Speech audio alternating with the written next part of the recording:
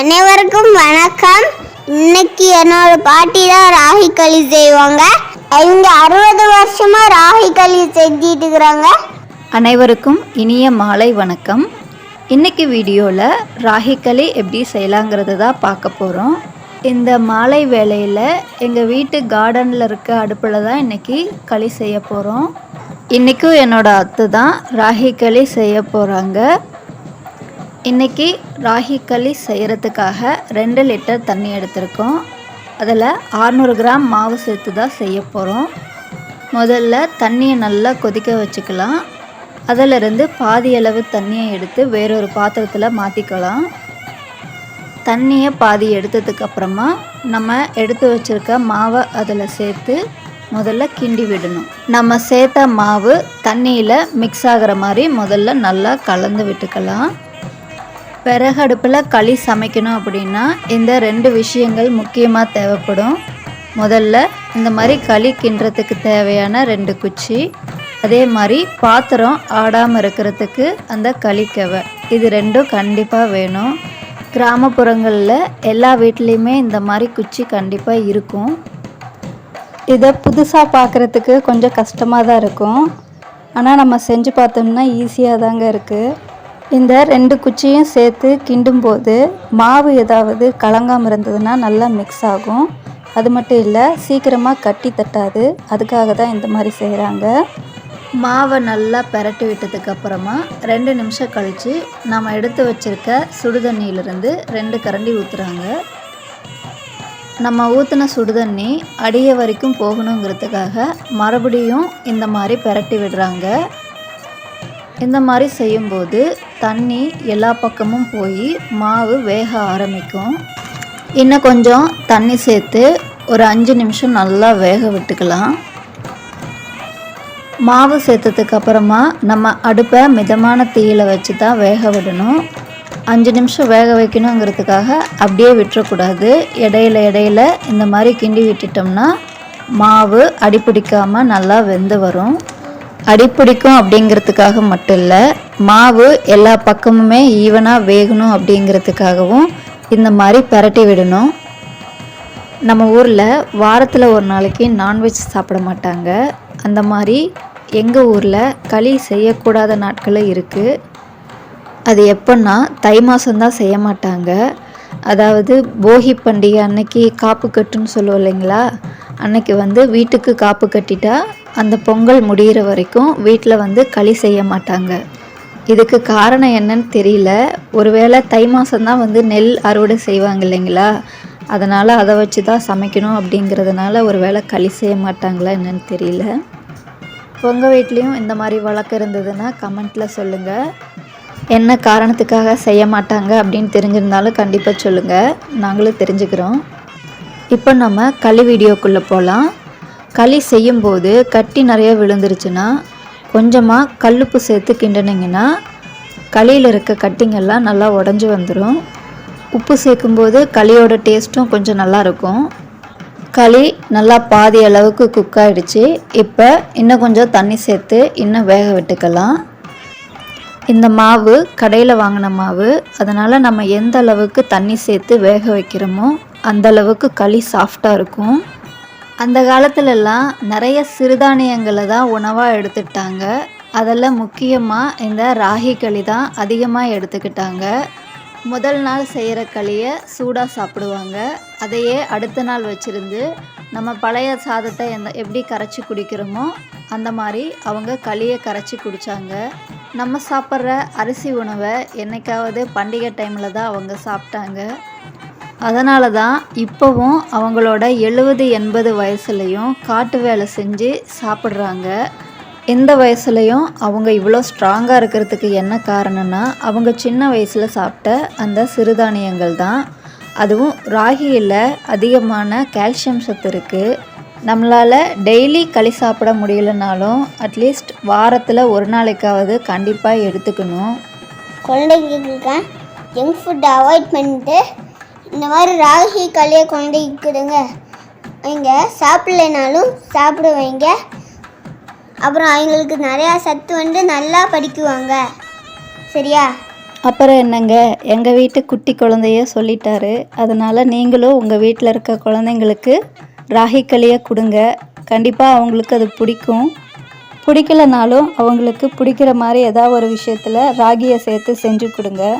குழந்தைங்களுக்கு சின்ன வயசுலேயே ராகி கொடுக்க ஆரம்பிச்சிட்டோன்னா அவங்க வளர்கிற ஸ்டேஜில் இருக்கிறப்ப அவங்க உடம்புக்கு தேவையான கால்சியம் அதிலேருந்து கிடைக்குது. அதனால் களியாக மட்டும்தான் செஞ்சு கொடுக்கணுங்கிறது கிடையாது.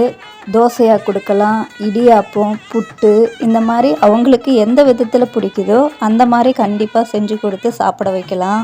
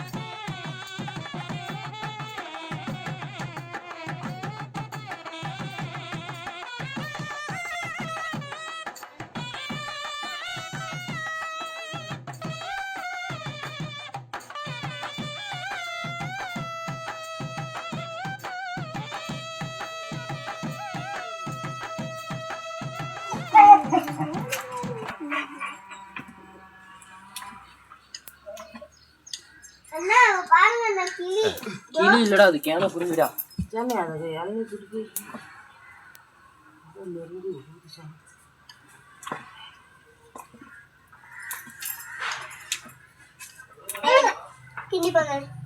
கொடுவாள் பாடி அந்த சாக்கு தொழும்பு சாக்கு சாந்தன வச்சு தூக்கி கழிப்பிச்சு தூக்கி குடிக்குது. ஊரு ஊரு பொங்கி கீழே போயிரு ஊடு.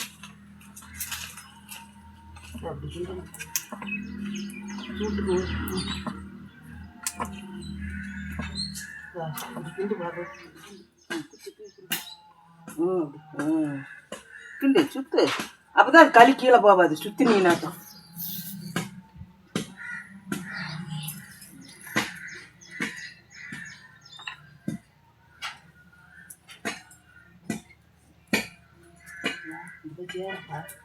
பாரு. ஆய எப்படி கையை பிடிக்கிறான்னு பாருடா. இந்த கையை குச்சிலேயே திருக்கணும். திரும்பக்குள்ள அந்த கை திரும்பிக்கு இப்படி சரி.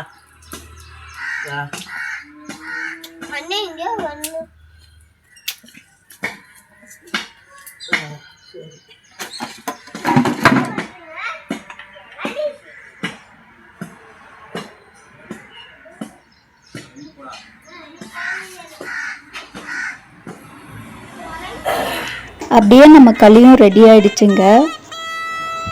இப்போ பாத்திரத்தை அடுப்புலேருந்து கீழே இறக்கிட்டு மறுபடியும் இந்த மாதிரி கிண்டி விடணும்.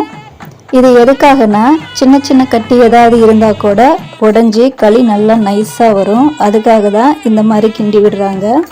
களியை அடுப்புலேருந்து இறக்குனதும் சுட சுட சாப்பிடும்போது அதோட டேஸ்ட்டு அவ்வளோ சூப்பராக இருக்குங்க. உங்களில் எத்தனை பேருக்கு அந்த மாதிரி சுட சுட சாப்பிட்றது பிடிக்கும்னு கமெண்ட் பண்ணுங்கள். இப்போ சாப்பிட்றதுக்கு எடுத்தது போக மீதி இருக்க களியில் ஹாட் பேக்கில் போட்டு வச்சுட்டிங்கன்னா சூடாக இருக்கும். மீதியான களியில் தண்ணி ஊற்றி வச்சுருந்து காலையில் மோர், சின்ன வெங்காயம், வரமிளகா வத்தல் இதெல்லாம் சேர்த்து சாப்பிடும்போது அவ்வளோ அருமையாக இருக்கும். அதே மாதிரி வெயில் காலத்தில் கூழ் மாதிரி செஞ்சு சாப்பிடும்போது உடம்புக்கு அவ்வளவு குளிர்ச்சியாக இருக்கும். இந்த மாதிரி ஏதாவது ஒரு விதத்தில் ராகியை எடுத்துக்கும்போது உடம்புக்கு தேவையான கால்சியம் இதிலிருந்து கிடைக்குதுங்க. கால்சியம் தான் பால்லேயே இருக்குன்னு சொல்கிறீங்களா? ஆனால் பாலில் இருக்கிறத விட மற்ற பொருட்களில் இருக்கிறத விட 5-30% அதிகமான கால்சியம் இந்த ராகியில் தாங்க இருக்குது. அதனால தான் வாரத்துக்கு ஒரு வாட்டியாவது ராகி சேர்த்துக்கோங்க அப்படின்னு சொல்கிறேன். ஒரு களி சாப்பிட்றதுக்கு இவ்வளோ கஷ்டப்பட்டு வேலை செய்யணுமா நினைப்பீங்க. ஹெல்தியான ஒரு விஷயம் வேணும்னா கண்டிப்பாக கஷ்டப்பட்டு தாங்க ஆகணும். இதை விட ஈஸியாக செய்கிறதுக்கு நிறைய மெத்தட்ஸ் எல்லாம் இப்போ வந்துருச்சு. குக்கரில் செய்கிறாங்க, ஓப்பன் பேனில் செய்கிறாங்க. ஆனால் அதில் இருக்கிற டேஸ்ட்டை விட இந்த மாதிரி செஞ்சு சாப்பிடும்போது அதோட டேஸ்ட்டு நிச்சயமாக வேறு மாதிரி தான் இருக்கும். எனக்கு குக்கர் களியை விட இந்த களியோட டேஸ்ட்டு தான் பிடிக்கும்.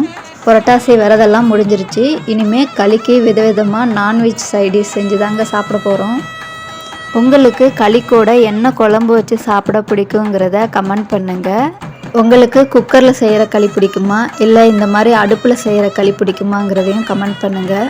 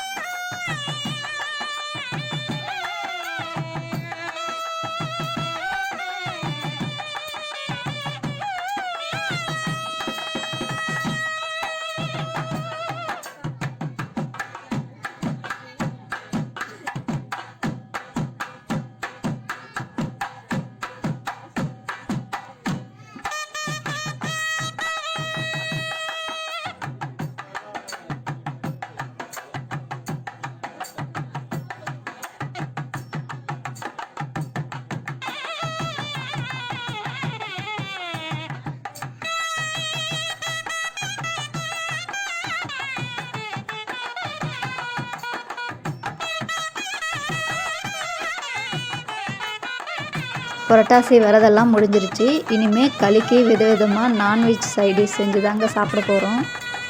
உங்களுக்கு களி கூட என்ன குழம்பு வச்சு சாப்பிட பிடிக்குங்கிறத கமெண்ட் பண்ணுங்கள். உங்களுக்கு குக்கரில் செய்கிற களி பிடிக்குமா இல்லை இந்த மாதிரி அடுப்பில் செய்கிற களி பிடிக்குமாங்கிறதையும் கமெண்ட் பண்ணுங்கள். இந்த வீடியோ உங்களுக்கு பிடிச்சிருந்ததுன்னா மறக்காமல் ஒரு லைக் போடுங்க. இது வரைக்கும் எங்கள் சேனலை சப்ஸ்கிரைப் பண்ணாதவங்க சப்ஸ்கிரைப் பண்ணுங்கள். இந்த வீடியோவை முழுசாக பார்த்ததுக்கு ரொம்ப நன்றி. மீண்டும் உங்களை அடுத்த வீடியோவில் சந்திக்கிறேன். அது வரைக்கும் எங்கள் சேனலில் இருக்க மற்ற வீடியோஸை பார்த்து உங்களுக்கு எந்த வீடியோ பிடிச்சிருக்கு அப்படிங்கிறத கமெண்ட்டில் தெரிவிங்க. நன்றி, வணக்கம்.